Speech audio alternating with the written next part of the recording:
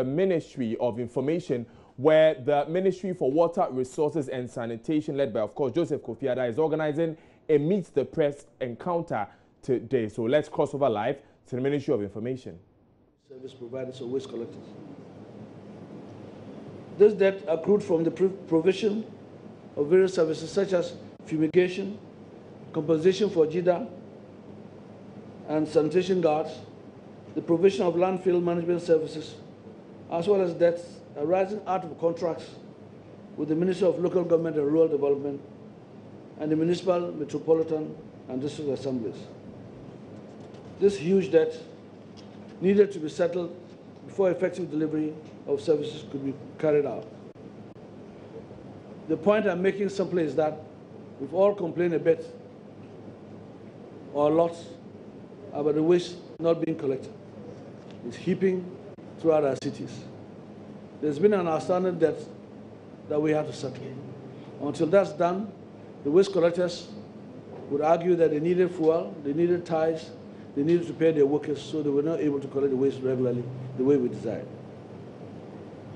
Honorable Minister, ladies and gentlemen, I'm glad to announce that the government has not only successfully negotiated the settlement of these debts, but has indeed commenced payment and also made resources available for the emergency evacuation of the heaps of refuse which have piled up, especially in Accra and in our regional capitals. The Minister of Finance has released funds for the immediate evacuation of waste, and that will be carried out within the next few days. The evacuation will also bring in its wake the closure of the illegal dump sites dotted throughout the capital of Accra, and I'm sure in other regional capitals as well. Members of the media, the absence of many waste transfer stations, strategically located throughout the cities and towns, usually constructed as stopgap measures to take the waste within the neighborhoods from where it would be conveyed eventually and transported to the major transfer stations such as in Tema, near Pong, in Achimota, as final disposal sites. This is also a major contributor to the current filthy situation in Accra and has to be addressed.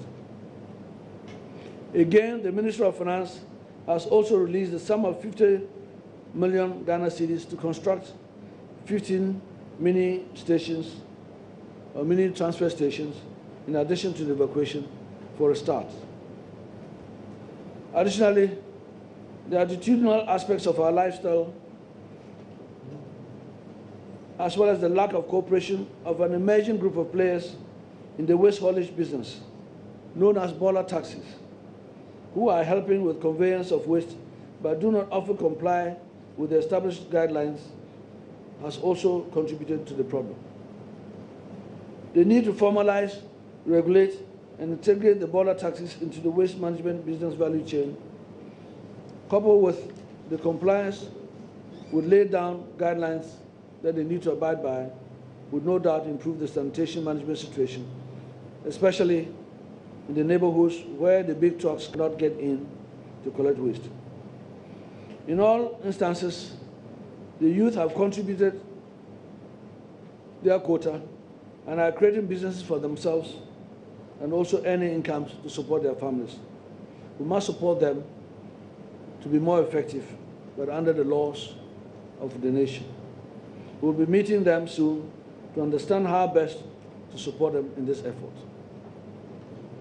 Ladies and gentlemen of the media, the above notwithstanding, I wish to make it clear that with a sector such as ours, which has not been well structured before, but is now merged with the water subsector, it is imperative that a strategic roadmap is set to guide us in our sector's operations.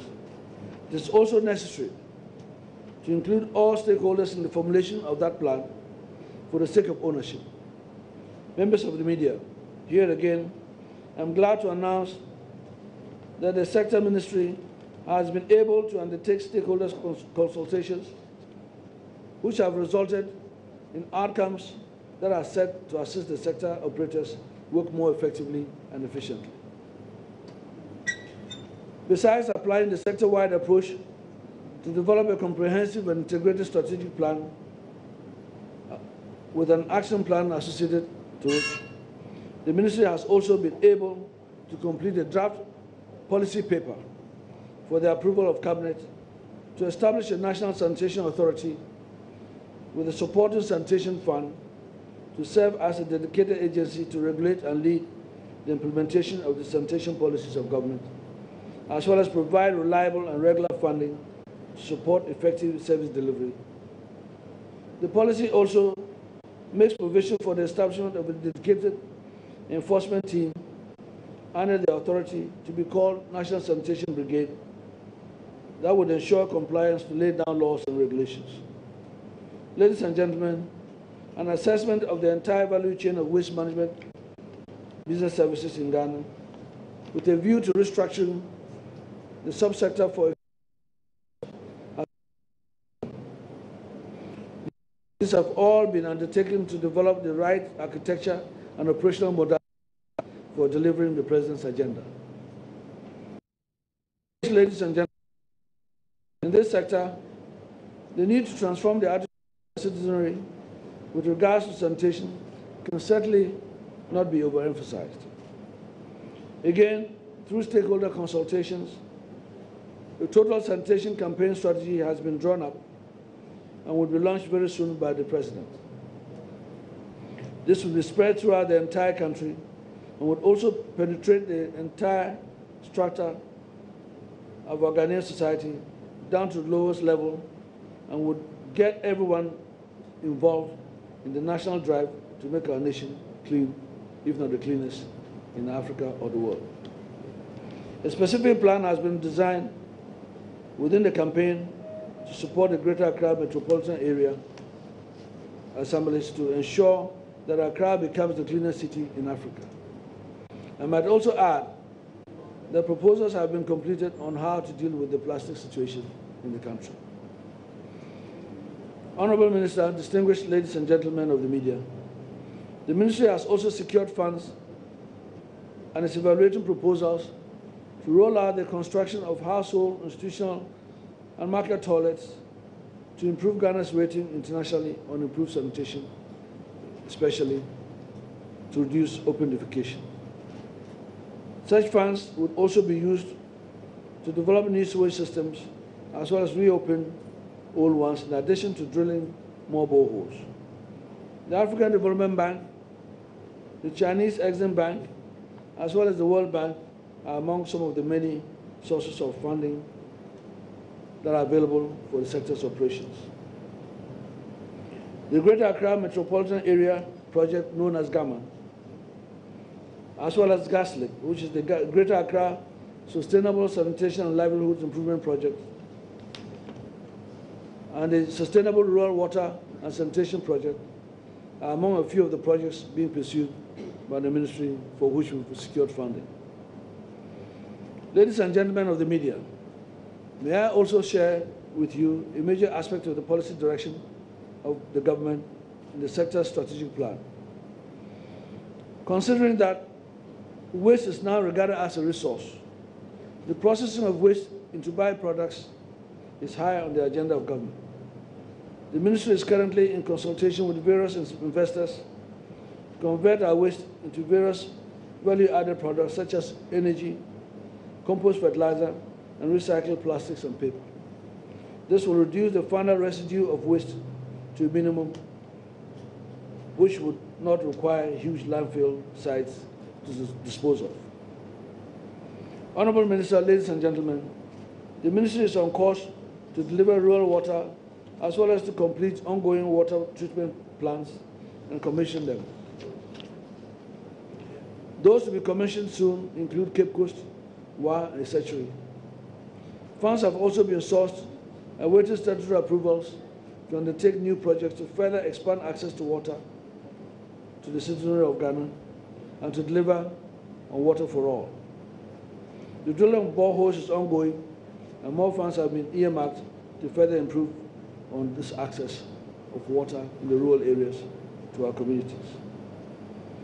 Ladies and gentlemen of the media, with the existence rather the extensive stakeholder consultations and the strategic planning having been completed, as well as the initiatives that have been crafted and have received funding, the new Ministry of Water Resources and Sanitation is poised to take off to deliver on the vision of the President, as well as to deliver on the pledges of the new patriotic party's manifesto.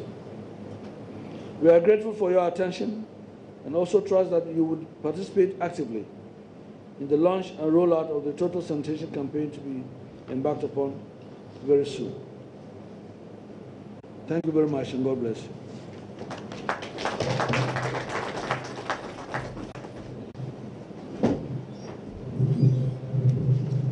Thank you very much, Minister for Water Resources and Sanitation.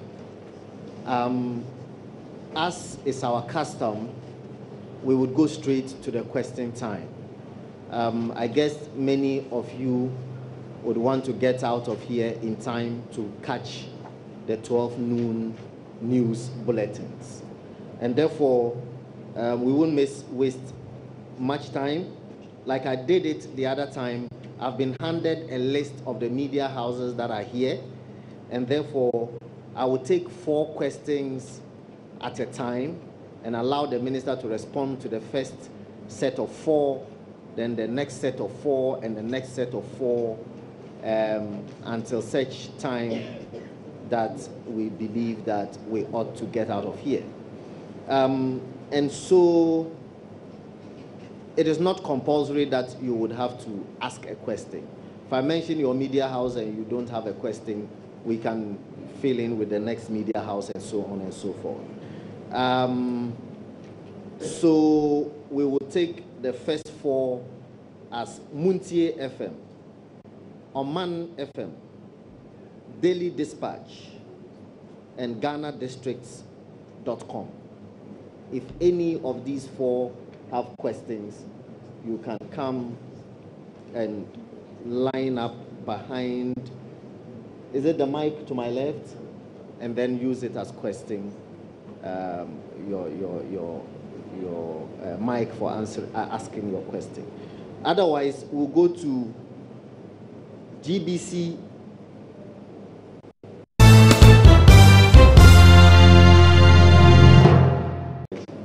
Only 900 toilets was built. What if you have chance on those documents? What is your outfit going to do about this issue? And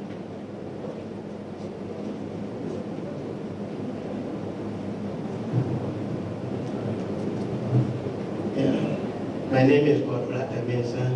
I work for the News Agency. I have 2 questions. My first question is regarding underground water.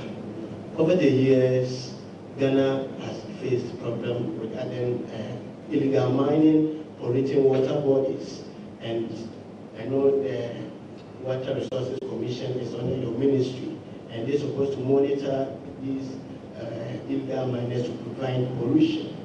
Now the country is fighting illegal mining to prevent all these things. What measures are you going to put in place to monitor these activities of illegal mining so that we don't go back to this pollution of our water bodies? Then my second question is underground water. We know those who have financial resources sink deeper boreholes, and those who don't have that financial muscle cannot do that. And so it deprives people who cannot sink deeper boreholes to get water from underground. What measures are you doing to regulate sinking of boreholes in the country? Thank you.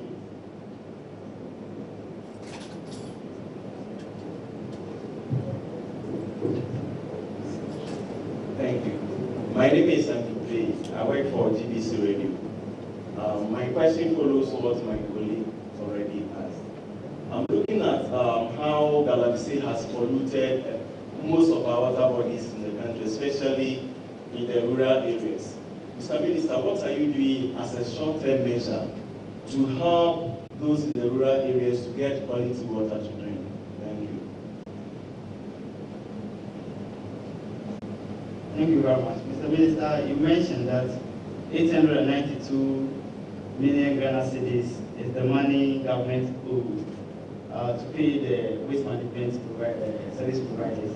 You said government, the Ministry of Finance has released funds, but we don't know, you didn't mention the amount that has been released to pay the people. We'd like to know how much has been released.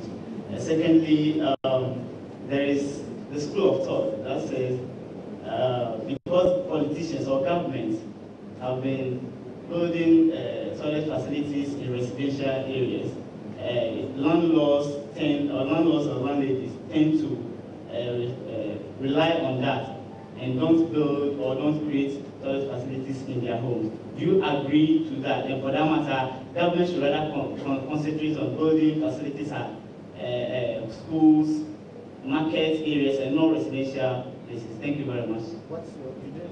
My name is Ufui Nuji. I'm from Atinkan.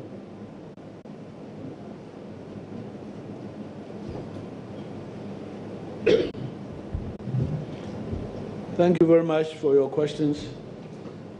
First of all, let me say that I didn't want to waste your time or belabor the point by talking about the setup in the ministry. But let me take this opportunity to say that the ministry is made up of the headquarters, Ghana Water Company, Water Resources Commission, Community Water and Sanitation, the Environmental Health and Sanitation Directorate, as well as the schools of hygiene, 3 of them nationwide. So this is the composite of institutions or agencies under us. On the issue of Gama, it is indeed true that $150 million from the World Bank have been made available for us to improve on various aspects of sanitation in the Greater Accra area. The issues are varied in terms of what has constrained Gama from achieving what it set out to do. In the first place, it's the question of subsidies. It's based on the concept they call CLTS.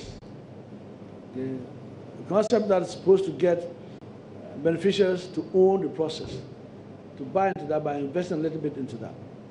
That was a constraining factor. And they were not able to raise all the money they needed, each of the communities.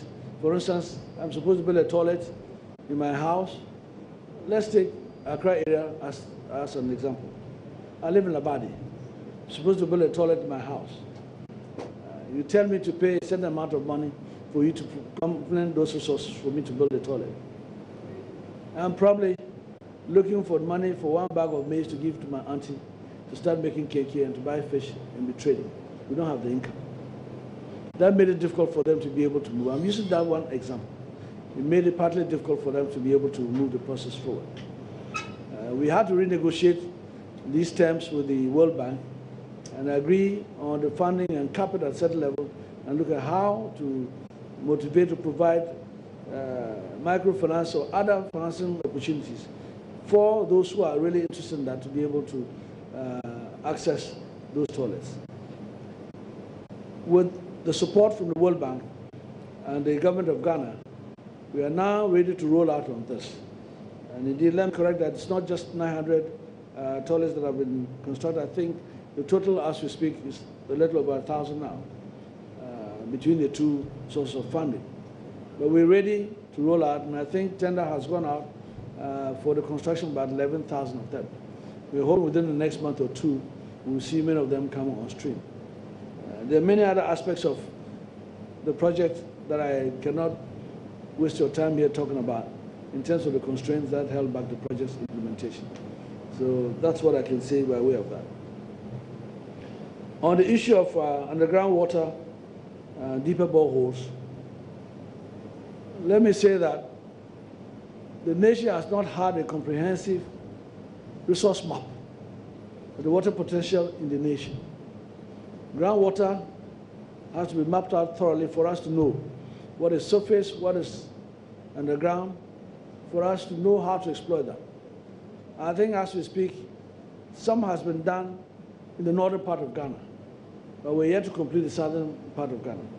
So we're not very clear the various levels of water that exist in the country. So it's difficult to regulate.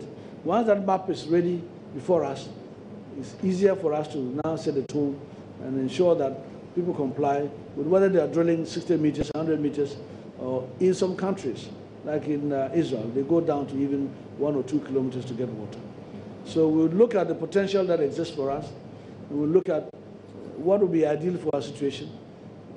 We are not exactly deprived in terms of water, in the sense that if you look at our landmass, we've got far more volumes of water available to us, given the three sources of water, red, black, and white water up north that are running down here.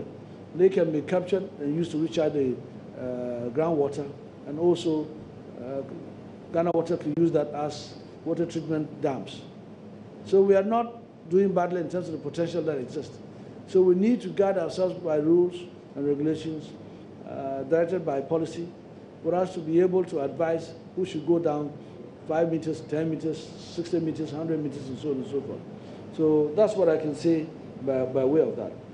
While I'm on Water Resources Commission, let me add, and it ties into the Galamsey matter too. Indeed, again, I didn't want to reading 20 pages to you on everything that we've done in the ministry. But there's a lot more that we have done. The ministry is part of the Interministerial Committee on Galamsey. But it's the Environment Minister who's leading, Lands and Forestry Minister, and myself are the two key partners to the Environment Minister. And then we have supporting ministers from the regional reorganization, local government, and then monetary evaluation ministers. So we've been engaging in stakeholders and in our own internal consultations. We've provided all kinds of inputs into what you see happening in terms of Operation Vanguard now. Various assessments, the testing of the water in the most polluted areas revealed many things, some of which are on the board outside. Whereas the standard National Stability Unit, NTU, should be 5 for Ghana, we've gone as high as 9,000 in certain areas, which is a cost to Ghana Water Company and any other party that wants to treat water. So Water Resources Commission has led the way with the ministry featuring in the interministerial consultations and providing advice and ideas and policy direction on what to do. We've also been able to propose the protection of river bodies and putting in their security posts in the future to prevent anybody